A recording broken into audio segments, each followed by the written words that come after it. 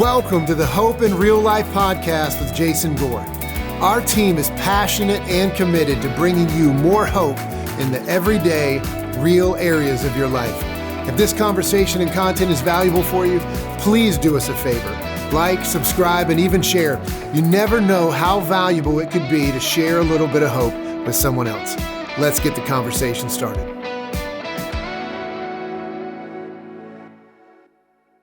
Welcome to Season 2, Episode 14, our final episode of Season 2 on the Hope in Real Life podcast. Could not be more excited about this episode. We're calling this You Ask, We Answer. We did one of these at the end of Season 1, had a lot of great responses. And so here we are. We're going to be talking about questions that you as the listeners, you as the audience have thrown to us. And I'm here today back with my good friend, Wade Harris, a.k.a. DJ Wade-O Radio. Wade, welcome back to the studio. Hey, man, it's good to be back. We got some really interesting questions that came in. I just need to state this for the record. These are some interesting questions, so yeah, I'm excited for it. Yeah, well, listen, I think we're live right now. We are. And so if you are on Instagram, and you can jump in onto the live, and you can still throw in some questions there as well. And our team here is ready to receive those and let us know what they are. And we'll do our best to get them answered. So here we are. All right, so you ready? I'm ready to do it. All right, here we go. So we're going to do some quick little rapid fire questions first. This first one came from a young man named Aiden G. He is in Garner, North Carolina. Okay? Aiden G from Garner, North Carolina. That's interesting because I have a son named Aiden, so that's interesting. So this question is interesting because he says, who is your favorite kid? Oh, man. I know this is going to sound safe. The truth, I don't have a favorite kid. I don't.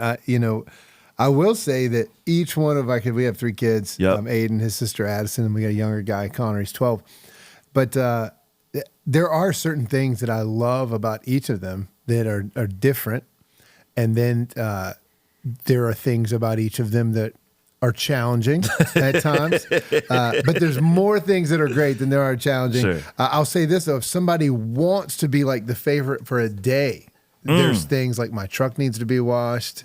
There's some stuff that needs to be done around. So, but man, no, we're very blessed. We had 3 great kids and love them to death. I think Aiden G might still be in this live stream, so he probably, hopefully heard that. Yeah. He's also at school right now, so I'm sure I don't know how this is happening, but oh man. All right, here's another one. Okay. Is a hot dog a sandwich? Why or why not? What in the world does that have to do with somebody's level of hope? Maybe someone hopes that they have a hot dog for lunch today. I don't know. A good tasting hot dog can bring a little bit of a dopamine rush. I'm going to be honest. Okay. It can taste good. Is a hot dog a sandwich? No, I think a hot dog's a hot dog. I don't think a hot dog's a sandwich. Okay. I mean, I understand. I know the argument. You got a meat and you got a bread. Yep. And so no, I think it's different. I think it's its own category. And I think the real question is ketchup or no ketchup. Yeah, that's a question. I think that's the real question. Yeah. The answer is absolutely not. Okay. Well, so what do you put on your hot dogs? Mustard. Okay. Okay. And then it just depends. Then after that, it's like, hey, what kind of mood are you in? Oh. But hot dog requires mustard. And then some days it's onions. Some days maybe it's chili. Maybe it's relish. But man, it's hard to beat. Like good hot dog mustard. I know they're not healthy. I'm sorry. But dang, they're good. They are good. Yeah. They are good. Okay. Here's another one. Is Die Hard a Christmas movie? Is Die Hard a Christmas movie? So, man, we got like controversial questions. I mean, that's you know. People ask you to pick a side with these questions, right. Jason. I'm gonna say Die Hard's a Christmas movie. Okay, and I'm gonna tell you why. And wait a minute, what's the real meaning of Christmas? When I think of a Christmas movie, I think at the end of the day, what we're really thinking about is the nostalgia around it. Like, what does it make you think about? When do you want to watch that movie? And if I'm going to make up a stat here, but if 90% of the times I think about Die Hard is in that window of Christmas, then I think it's a Christmas movie, and I think our listeners would have to agree with that, or they're not being honest with themselves. That's it. I like that answer. Okay, now here's an interesting one. We're coming towards the end of football season. This question is from a Chase G.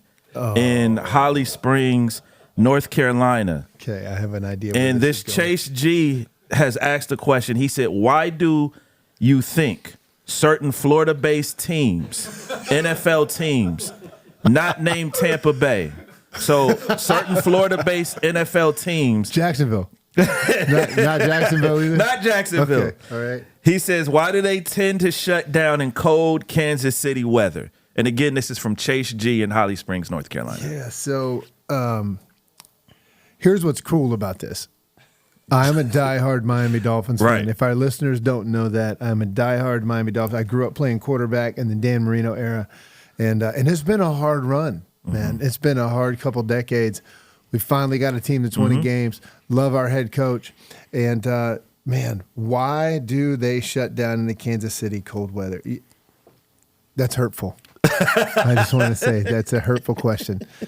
I do think if I'm really trying to answer it, man, that's a tough place to go in and play. It is. Especially when you're down in Florida. It's a little bit more warm down there. And, man, you got to – that's tough. You're just not used to it. And you can – the reality is when it comes to competition, you can be mentally tough. Yeah. And that's in and of itself, that matters. But, man, it's hard to put on the field what you don't practice. And you cannot replicate that down there. And so I think it's told on them for years. And I don't think it's not so big that they can never get over that hill. But it's definitely going to be a challenge for them. Very funny, Chase. Very funny. All right. Here's a good one. By the way, yes. How's Taylor Swift doing at those Kansas City games? Is that Shots fired. No, I'm kidding. I'm great. Look, Taylor Swift should be able to go to football games and have fun just like anybody else. She's not putting herself on camera. Somebody else is doing that. That is true. Okay. Fastest wrestling pin. My fastest Your wrestling fastest. Pin? The fastest I've ever pinned, or the fastest I pinned someone else? You know what? I think since you asked that, let's hear both. I don't know that I remember. I don't know the second one. The fastest time I've been pinned. I mean, over the years, I mean, it happened. You know, there's times where you pin in the first period. I think my fastest pin ever was 9 seconds. Sheesh. Yeah, 9 seconds. Sheesh. It was under 10. I remember being It was. I was a little frustrated because I think it was closer to 7. I don't think they stopped the clock fast enough. Oh wow. That's that was in high school. Okay. Yeah. What is your least favorite household chore? Least favorite household chore, without a doubt, the dishes. Okay. It's not that I don't. I like efficiency. All right, and we got 3 kids. We got a lot going on all the time. So you outsource the dishes? Well, it's not. No, my wife would say I don't outsource it. She would say it's insourced. And I'm all for staying busy, man. The reality, it takes me exponentially longer to do dishes than anyone else on the planet. And so my wife can clean a sink full of dishes in like 2.5 minutes, and she's like, "No, I don't. It takes longer than that." So it probably does. But if it takes her 10 minutes, I promise you it takes me 45. I don't know why.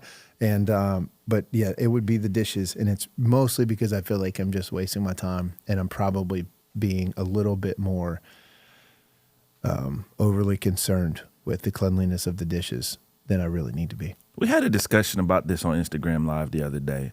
I don't think anyone likes doing dishes, Jason. So don't feel bad. No, I feel bad for my wife. Okay, that's fair. That's fair. That's fair. That's fair. That's fair. Okay, here's another good one. Speaking of your wife, how do you incorporate quality time with your wife into your busy schedule?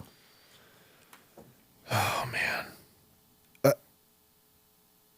you know what we said tell the truth. I might say tell the truth. I'm going to tell the truth. I can't pass on some of these. You don't get like a pass or a phone a friend. Or You anything? can do phone a friend. No. I don't know who the friend you want to phone. The but reality is, I do not spend enough quality time with my wife. That's the truth. We get on this podcast, and I want to help people find hope. Sure. But man, I think that we have a great marriage. Mm-hmm. Okay. We have a very good marriage. I'd even say great marriage. I know that it would surpass that great if we just spent more time together, just her and I.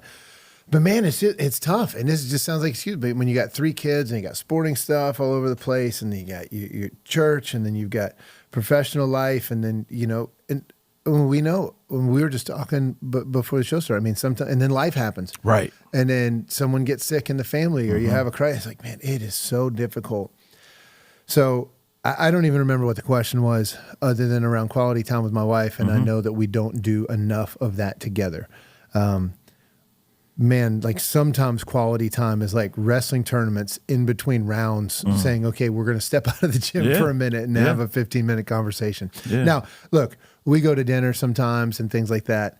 I've had a couple of mentors strongly recommend, man, you need the weekly date night thing. And I've failed miserably at making that happen regularly. That's fair. Yeah. But that's also real. And I appreciate that honesty, man. Yeah. That's a real thing.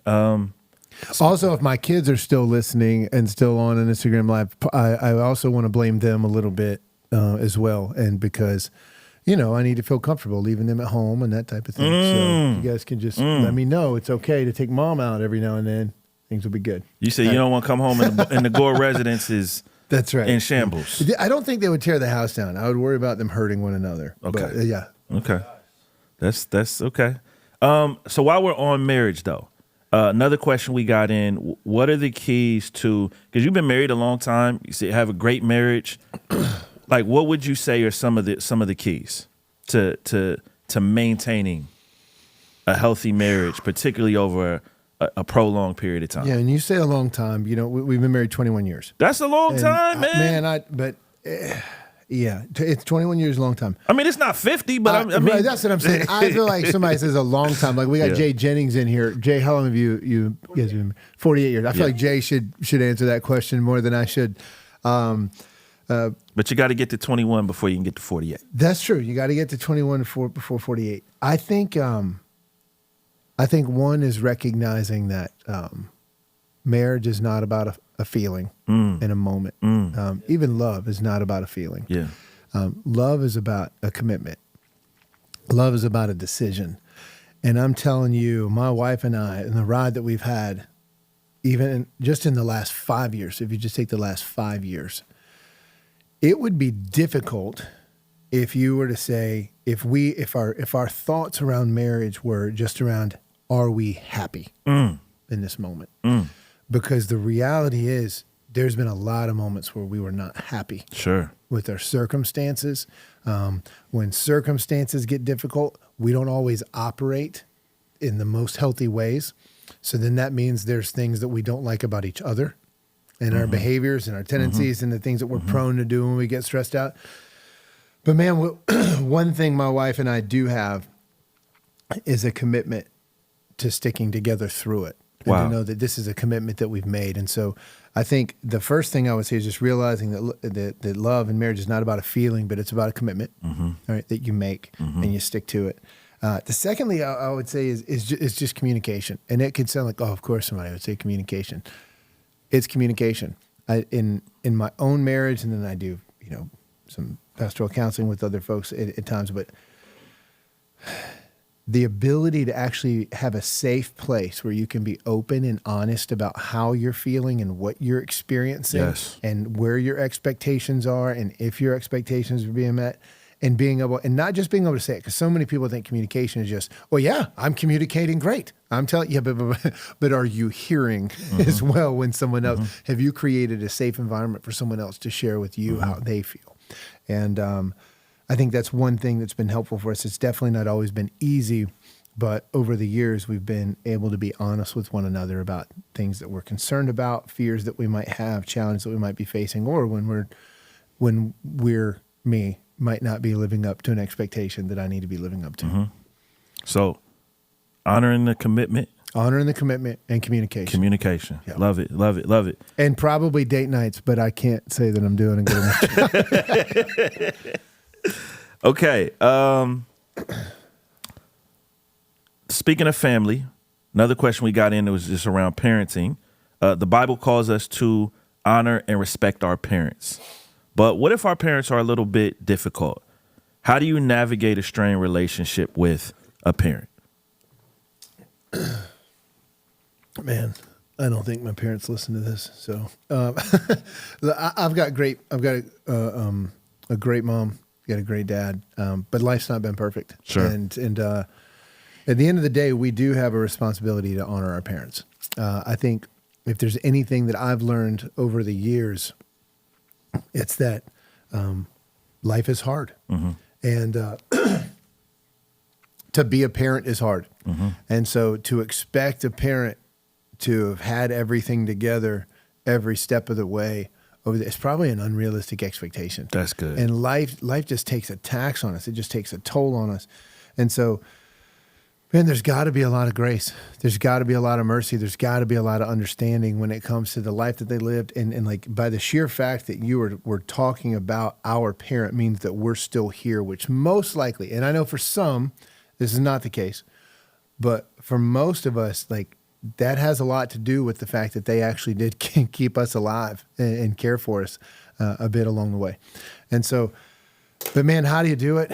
Gosh, I think again, it comes back to a commitment to honor, right? And then I think, but at the same time, I think putting proper boundaries in place is important as well for yourself and for them, and being able to communicate well and say, hey, this is creating tension in our relationship, and I would like to address it. I'd like us to do something about that. So I think you can honor, but then also have real conversations. And so you're an adult, they're an adult, and so you should be able to talk to each other like healthy adults. The hard part is, and what I've seen and what I've found in families, it's just difficult because in families there's so much emotion that's involved. There's so much history. It's hard to have a conversation about one thing because really there's so much other stuff that's being filtered in. So don't be afraid to have healthy boundaries, have healthy conversations. But at the end of the day, man, we do have a responsibility to ask the question, what does it mean to show honor in this situation? Yeah, that's good. I mean, let's go here. What has been the lowest point in your life? How did you recover, come back from it? Oh. People coming with these heavyweight questions. I'm not. Oh my gosh, the lowest point of my life is it. I mean, the whole thing's gonna we've had energy up here. Now I feel like it's gonna bring it down. Lowest moment in my whole life.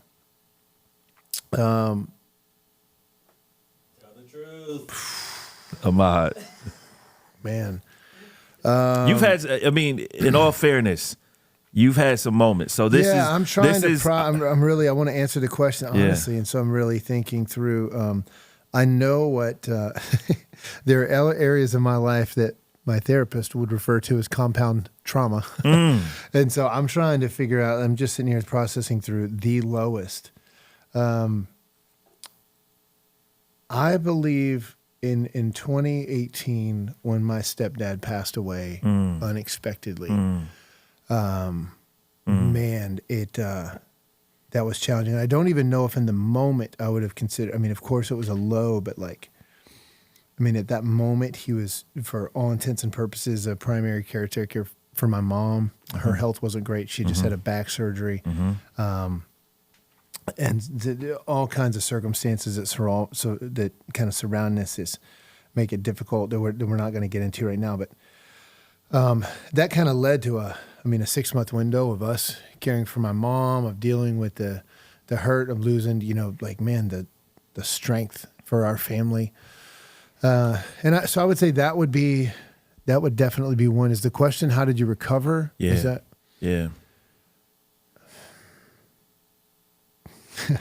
I'm still recovering.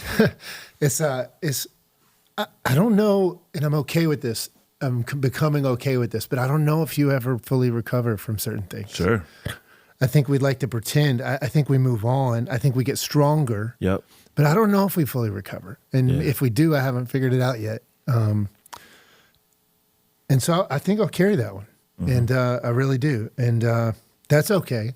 I mean, I've got friends around me. I've got a mentioned therapist. I probably haven't gone, been as engaged with that relationship recently as much as I should have, but as much as I should be. But I've got friends and other family around me. I've got hope in Jesus that he's going to see us through. And he has. He's sustained. So Yeah, I don't know if you fully recover. I think I think at the end of the day, there are times where the best thing you can do is just get out of bed and move forward. Yep. And I think God honors that, and I think we get stronger as we go. So this is not a question from our listeners, but you mentioned this. I think we should stay here a minute. What are a couple of things that you learned from your stepdad? Because clearly, and I got to Hope. Like, I started working at our church right after this happened. Okay. And that was one of the first things that people told me. Okay. They just said, hey, like, he just went through this. Yeah. Like, certain things may, so just keep that in mind. But Yeah. clearly he meant a ton to you. Yeah. One, just steadiness. My parents, my mom and dad were divorced when I was one. And there was, I don't know if my story is like everyone's story. For me, that it was just, that was always hard. It was always weird. Mom and dad, everybody else's mom and dad seems like they're together. He's not around.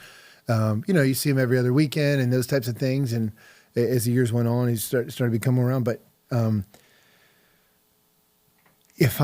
the stability that he brought into our family, he was not necessarily the most vocal man, but worked hard, was steady, made sure that our family was cared for. If you needed something, if you needed to talk, he would sit down, he would listen, he would be there. So I think one, just the steadiness and strength to make sure that I had a safe place. I don't know that I could put enough words to that. And so that was that. I think his work ethic was through the roof. He started out working in a warehouse, worked his way up into management, into a leadership role with a propane company, then went and started his own company, very successful business owner. We kind of moved from living life on a farm to moving out to Cary. And so I think moving on up. Yeah, man. I think just the steadiness and work ethic. Yeah. And then just learning, like, there's been a number of areas in my life where people have like walked out or done what I would just say, I think what we'd always say would be the wrong thing. Yeah. And he was not that. He was the opposite of that. It was just that dependability, that faithfulness, and that steadiness, I think, that impacted me the most. Wow. That's powerful. Because, here's the thing. You model that in your life. Like, just like as a coworker, as a friend, as one of my bosses, I see that a lot in you. And so that's just significant to hear that, man. Yeah. So you don't talk about this much, but you actually started at Hope as an intern. And once upon a time, you left to plant a church.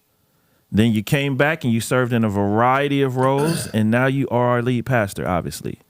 How do you balance your ambition with what God is calling you into and assuming additional responsibilities along the way? So many people are always trying to navigate their careers. How have you been able to do that? That's really the question. Yeah. I did start out as an intern. My I don't know if I've shared this before, but my job and career path through college was, after my freshman year, I started a painting company, and so ran that, made some pretty good money with that, and then after my second year in college, I really was able to kind of let that run itself, and so kind of spun that, kind of handed that over to some friends, and then I went and did a marketing and management internship with Sherwin-Williams. Okay. And that was great. And then the summer after that, I ended up as the intern for the vice president of marketing for North America for Sony Ericsson. Okay. And so, up and to the right. Yeah. And then the very next summer, I did an internship with Hope Community Church as a youth ministry intern. And so you were feeling that call to ministry. I was, man. I think I was at a place where I'd spent a lot of time thinking, okay, it's about success. It's about, I want to, just being honest, I wanted to make a lot of money, and was heading at least in that direction. And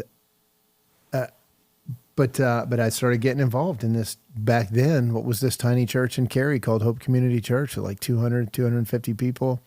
And I saw that, God was up to something. God, I believe, rescued me out of some things during that time period. I had gone through high school asking a lot of questions based on some other stuff that, I could have maybe given one of those moments when you asked what was one of my lowest moments. But I wanted to provide that steadiness for high schoolers, for those in that time that were, because I had just kind of come out of that season. I was in college at the time. And so got involved in student ministry, man. I'll just tell you, I just got bit by the bug of what it means to help others' lives change and experience the life that I believe God has for them. And so, I ended up in student ministry, and my career path, definitely took a different turn. I think I interned that summer. I think I interned again. And then when I came out of school, I had an opportunity to go be a pharmaceutical sales rep in a different city. Ended up taking a job, a management training role with a company called Cintas. Did that for a bit. And then check that. Before that, I went on staff with Athletes in Action for about a year. Yeah. And then I went into the business world. And then through that time, though, I was still serving at Hope in different volunteer roles. So as a worship leader, as student ministry, we had actually started a college ministry through that time. And after being at Cintas for a little bit, Hope asked if I would come on staff, essentially as our college pastor. It'd be the easiest way to say it. But my first stint, my first year, I think, was working in youth ministry in college. I moved to college. But then we planted a church out of Hope in 2006. That's right. Yep. So I was there from 2006 to 2012. So this is where I'd like to get into your questions around ambition. You said, how do you balance ambition? And I think when I was younger, around that time period, call it circa 2003 into 2006 and even into the church planting, I don't think I did balance ambition. Wow. I do believe there was a time it was like, hey, the goal is to grow the church. Let's have a big church. Let's do. And when those become your focus, when those become your goal, how you do what you do changes a little bit. Sure. And I can, this is probably a whole nother podcast in and of itself, but through the end of my time there, I think it's possible that some ambition or some desires, not necessarily personal ambition, but even just ambition for what it was we wanted to see happen. Sure. Clouded some judgment. It definitely impacted some relationships. I would say I learned how to not handle yourselves in seasons and in moments of conflict that I really believe prepared me for the journey when I got back to Hope. And so if you're really getting into how do you balance the ambition, I would say, the Bible, so our listeners, they believe a lot of different things. I'm sure of it. We all do. I believe when the Bible says that we should do all things as though unto the Lord.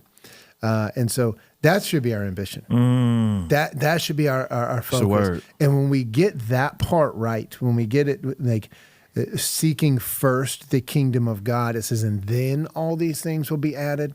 Like I kind of just went through the season where I realized through that time period that it's very possible to do the right things the wrong way. And you can hurt a lot of people and if you're not careful.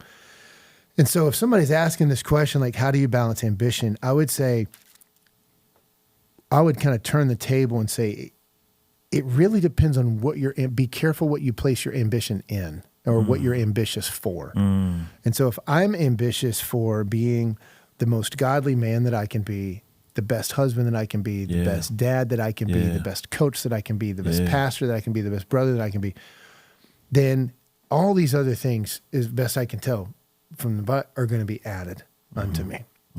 And so I would say it's not a matter of balancing your ambition. What was the question? Balance your ambition with what? As you take more responsibility. Okay. Yeah, so as I take more responsibility, what I learn is my ambition, if the question is just about as you grow from intern to lead pastor, your ambition has to change to what does it mean to be a servant? Yeah, it's good. Because at the end of the day, leadership is really about serving other people. That's good. And it cannot be about how do you build your own kingdom. Mm-hmm. And I've seen a lot of folks get caught up in that. And man, it does terrible things to them as individuals, and it does terrible things to people around them. And I'm not saying I get it perfect, but I am saying that I've done it the wrong way, and I've learned some lessons. And by God's grace, I think I've gotten it at least a little bit more right. And I think myself and those around me get to experience a little bit of blessing because of that. That's good. That's good. While we're talking about church, work, ministry, ambition, another question from one of our listeners. How do you plan for the future on a low income? How do you plan for the future on a low income? Man, that's a great question. I think I'm not a financial coach, but I am a believer in actually knowing what your goals are and writing them down and then being realistic. Yeah. And so the truth is, it costs a lot more money to live right now than it did 5 years ago. Yes, sir. There's just no getting around it. Yes, right? sir. And so, I'd love to say, hey, listen, we can all live on less than what we really think we need, which is true. But I also want to be realistic. I mean, it costs more to live right now. So I would say that if someone is really in a lower income situation than they want, but they have hopes, you've got to do the hard work of writing down your goals. You've got to do the hard work of writing down what you're spending your money on. And then you'd better identify, and then you probably need to write down in the middle, what are the things you need to be doing to go towards your goal. Yeah. And man, if there's things that aren't on that list, and I was going to say that are on the list on the left, because in my mind, I'm writing this down. Yep. You got to cross those things out. I mean, you're going to have to drop good. some things, but you're not going to know what to drop until you actually evaluate what it is that you're spending your money on, evaluate what it is that I need to do to accomplish my goals in light of what our goals are. So you need to know what you're trying to accomplish, and you need to know what you're doing and if it's pushing you in that direction or not. Most people don't like doing that budget, Jason. That probably stepped on a couple toes, but that's the reality. You can't get there without knowing what you're doing with it. We've got an episode or so about that maybe they could check out. I think we do. You can check out the episode with George Camel. That's a good place. Okay. Here's oh man. I don't think we wrote down who asked this question, but this is such a good question. If you could sit and talk with one leader from history for an hour, who would it be, and what would you talk to them about? Not Jesus, because I know. Not Jesus. We know you would talk. You talk to Jesus all the time. Let me. I know, but not in the way like sitting down and looking. So I'm going to tell you. I'm going to be honest. Yeah. If I really could, any leader. Yeah. And I'm not just saying this. Yeah. My answer really would be Jesus. Sure. What that guy did. I mean, and it's changed the world. It's changed the world, and so. Man, there's just certain things that you read about in Scripture that I want to be like, man, what was it like when that happened? And I just, so there's, but I can't say that. And so, so there's all kinds of people. I'll give you a couple, and then how about I give you a fun one? Okay. I'll give you what it really would be if it was like today. Okay. So, Abraham Lincoln. Okay. All right. Come on. I mean, great leader, led our through crisis. Country. Yeah. Okay. So plenty there. And then, what does it mean to lead through difficult times? I think would be a part of that question. And then, man, I think you got Martin Luther King Jr. Sure. I mean, goodness gracious. Sure. The passion and the zeal of what he held on to. And obviously it cost him. Yeah. And so I don't know what it is, Jesus living for what he believed cost him something too. So I don't know what it is about me and my journey that kind of draws me into conversations like that. But the fun one I would give is he's actually still alive today, and who knows, maybe one day we'll end up having him on the show. But the head wrestling coach of Penn State University, Cale Sanderson. Okay, I think that guy is. First of all, he kicked my butt in college, but he kicked everybody. He kicked everybody's butt. He never. I didn't see that coming. He never lost a high school wrestling match. Wow. All right. Wow. He never lost a college wrestling match. Really? 4-time national champ, 4-time most outstanding wrestler. Went to the Olympics, won the Olympics, Olympic gold medal, and now he's the head coach at Penn State. And I think his dual meet record, like which is one team versus another team some of these numbers are going to be off just a little bit, but I think it's like either over the last 8, 9, or 10 years is something like somebody in here, maybe you can Google it, Penn State's wrestling, but I think it's like 123-1. Wow. Or something like that. Yeah, Wow. I mean, it's just okay. And so the guy knows how to handle his own business and he knows how to lead. And what I love about him and why him specifically, because there's been plenty of people that are successful. Like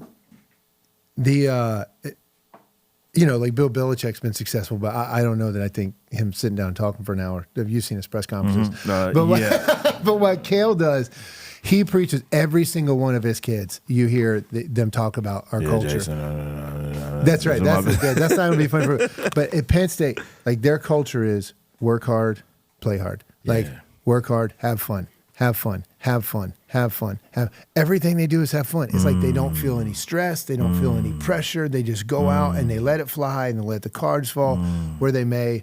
And like I think that more of us, I know I could, and the type of culture I want to create in the environments that I've been entrusted to lead, I want to create an environment like that where, we're doing big things. We're going to accomplish big things, but man, we're having fun. We're letting it fly. There's no stress, there's no pressure. So I'd love to sit down for a while and talk with him about how he's built that culture and what's helped him be able to build the culture, that type of culture the way that he has. Look, you're making me, I'm about to look this guy up as soon as we get done recording this podcast. What do you got? It's, as of January 21st, 50 straight dual meet wins. 50 straight dual meet wins. Previously, they held 60 straight. 60 straight. I don't see an overall. Okay, all right. Well, that right there is 110. That's 110-1. So, yeah. Very impressive. Cale Sanderson, maybe we need to get him on. Let's work on that. Okay, you ask everybody this at the end of each episode, and I want to flip this on you a little bit. Where do you see yourself in 5 years? That's the first one. Where do I see myself in 5 years? Let's think. So I'll almost be 50. Yes. I'll almost be 50. Yes. Where do I see myself? Well, you'll probably be planning your 50th birthday party. That's right. Well, there's one. I hate planning parties. Okay. I absolutely hate planning parties. I think, where do I see myself? I see myself in the same house. Yep. I see myself in the same neighborhood. Yep. We're living on the south side of Raleigh, Garner. Yep. Same home. I believe I'm still married. I think at that point, 5 years, we're 26 years in. Let's say 26. Yeah, that's right. We're 26 years in. I think I'm still in the same role as lead pastor. I hope 5 so. Years. I mean, guy could do anything. You know, there's a lot of different things he could do. Yeah. If it's not, it's just because if I'm not, it would be because I think because myself and some others thought maybe there's somebody else who's better for the role. I'm not saying that I think I'm certain that's not the case today because someone would have told me. But I hope we do have an elder meeting tonight. We'll see. I think it's review time coming up. But no, I think so because I think in 5 years. But what I would like to be, I would say this: I'd like to be spending more time at that point, equipping and empowering and coaching more leaders around our country, in whatever that means. So I think my impact long term, I would like to help leaders find more hope, help leaders create environments where their teams can actually experience more hope in what it is that they're trying to accomplish and do together. Love that. Okay, last question. And I'm probably, let me say this too. Yep. I hope in 5 years, my twins will be in college and Connor will either be in college or almost college. And this is not for me because I want it, though I do enjoy it. This is because of what their goals are. I hope that I'm traveling around watching them compete at the next level, whether that's football, wrestling, and been able to watch a little bit of NCAA action. Based on what I've heard, I think there's a very good shot of that happening in one of those avenues. That's just my non-expert opinion. Do we? We do. Okay. Before we ask our last Okay. No, let's get to our questions. So Haley is letting us know that we have some questions. We have some on the questions live feed. from the live feed. All right, one question. Do you have a favorite vacation spot? Favorite vacation spot? Oh my gosh. So look, I want you to, when I said I don't do the quality time thing, well, it's not because I don't want to. And I actually love nothing better, very few things better than just turning everything off and relaxing. So my favorite vacation spot that I've ever been to is a place, I went there on my honeymoon, and then we went back again. I don't know, I'm going to get this number wrong, but like 5 years ago with some very close friends. But it's called Swept Away Resort in Negril, Jamaica. Okay. And I like it is I think in Negril, it's boasted as like the largest beachfront with the lowest occupancy ratio. So there's not a lot of people there, but they've got like 4 different pools. I think like 6 different restaurants. Wow. It's all inclusive, which for my wife is a big deal because, Sure. well, for me it's a big deal because my wife doesn't like to spend money. Yeah. But like once it's spent, it's like It's done. Yeah, it's done. And then Get you some jerk chicken in the grill. Oh my gosh. That jerk chicken. That jerk Jamaica chicken. right now. Man, jerk chicken, that jerk grouper. Right. Plantains. So I could be argued, I think like looking at pictures, I could be argued into like French Polynesian islands. Okay. All right. 'Cause Okay. that's kind of the Okay. same thing. Okay. But for the price point, Yeah. and want to talk about the budget that you lived There on you go. for earlier, that's There you probably go. going to have to be a little further We out. got these ministry budgets. That's right. All right, 2 more. So Swept Away Resort, if you're listening, I would love to come and hang out there for a week or so and talk about you on the podcast. Sponsor the podcast. So the follow-up question to that was, if you had to live on the island with one meal to eat forever, what would it be? Grouper. Group. Okay. Yeah, fish or whatever their freshest catch would be there. But yeah, without a doubt, it would be fish every day right out of the water. All right, and how do you combine being both a pastor and a coach? The question is, how do I combine Your face right now. how to combine being both a pastor and a coach? I think I'm almost the same guy in both places. The answer is I approach my pastoral role and my leadership role probably more as a coach than most do. And I'm probably honestly a little more pastoral in my coaching approach than most coaches are. And so I think who I am doesn't change. Now, do I yell more when I coach than when I preach or when I'm in staff meeting? Yes, I do. Do the joggers that I wear both to work and to go get a little bit more worked up when I'm coaching? Yeah, they find their way. And so You probably use some different language too. I'm just. You know, I would, guessing. but it is a, in the coaching scene, whether it's football, specifically in the wrestling community, very tight knit community. A lot of people know what I do. Yeah. And it's kind of an ongoing joke. Like I'm telling you, there are times where I do get a little bit more worked up in an official than I'm proud of. Yeah. But there's also times where I show restraint and hold back because I'm like, man, I know that this would probably not be a good look on somebody else's live video feed. That's how I was going to say. It's videos everywhere now. Everywhere. And so, but I would say, yeah, I mean, it's tough, but I think I approach the pastoral role from a little bit more coach side, and I'm probably a little bit more pastoral on the coaching side. Like I really want that, whether it's an athlete, a young athlete, or an adult in the business world, if I'm off, I want them to know, like, first and foremost, you're cared for. This is out of an appreciation. This is out of a love for who you are and what it is that you want to accomplish. So, and yeah, I probably need to work on my language sometimes when I'm coaching. We all do. Okay. All right. Here's our last question.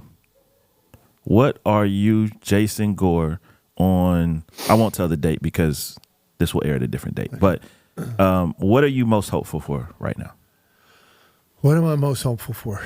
Let me word it. Can I say, what am I hoping for? You can do that. How's that? I mean, this is your podcast. Yeah. I mean, what am I most hopeful for? One, I say the most important thing to me is that, first and foremost, that I love and lead and serve my family well. And so I am hopeful for a life that follows closely enough to Jesus that it points my wife and my children in the direction that is going to allow them to experience the abundant life and the purpose-filled life that God's created them for. And so there are days where I'm more hope filled that I'm doing that than others. Sure. But if you just said the most hopeful, and then beyond that, Wade, like this, what I get to do in serving, and I say this in so much humility, in the lead pastor role at Hope, and coaching the environments where I've been entrusted to coach, whether it's football, whether it's wrestling. I believe that there's so much brokenness and hurt in the world around us right now. And I also know beyond a shadow of a doubt that that is not what we were created to experience, is our everyday norm. Yeah.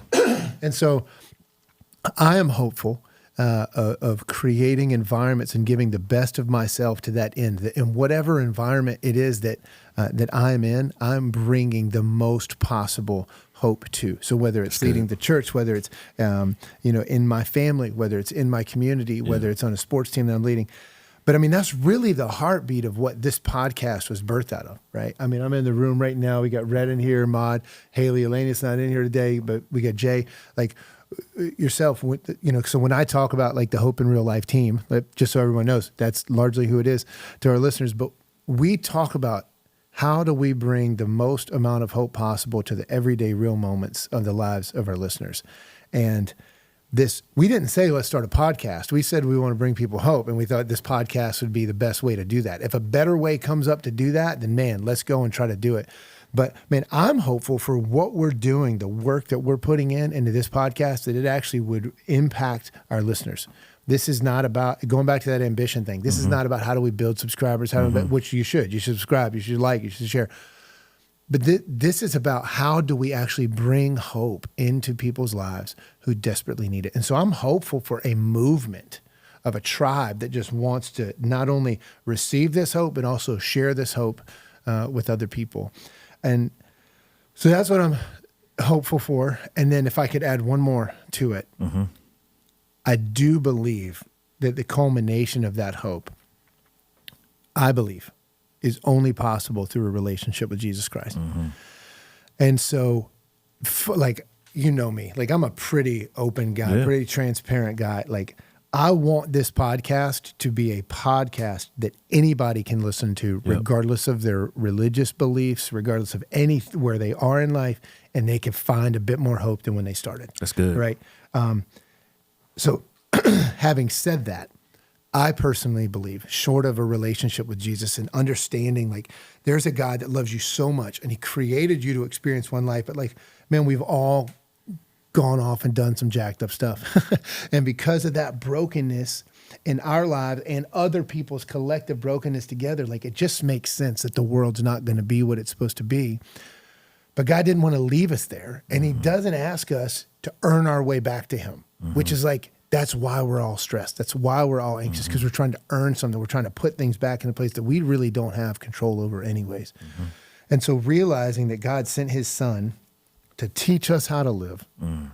What the Bible says is to pay a price that we deserve for our sins, that jacked up stuff that we did, that brokenness, that he would pay the price for that through a death on a cross, and then go into a grave, to a tomb for 3 days, and then 3 days later, raising from the dead, overcoming sin and death so that we could have that restored relationship with God, so all that brokenness could be put back together.